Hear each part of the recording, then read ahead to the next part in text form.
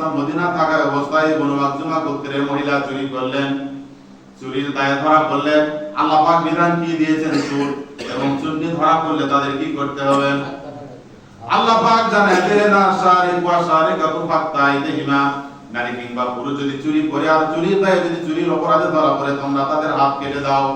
বনু মাখজুমা গোত্রের একজন সম্ভ্রান্ত পুত্র, সেই সময় প্রভাবশালী মদিনার বনু মাখজুমা গোত্র, প্রভাবশালী একজন গোত্রের মহিলা চুরি করার অপরাধে যখন ধরা পড়লেন এবং অন্যান্য সাহাবীরা আল্লাহ রাসূলকে বলছেন, ও আল্লাহ রাসূল, যে মহিলাটা চুরির অপরাধে ধরা পড়েছে ইনি বনু মাখজুমা গোত্রের মহিলা, সম্ভ্রান্ত পরিবারের মহিলা, সম্ভ্রান্ত গোত্র, প্রভাবশালী গোত্র, কি করবেন দেখেন তো, মাফ করা যায় কিনা?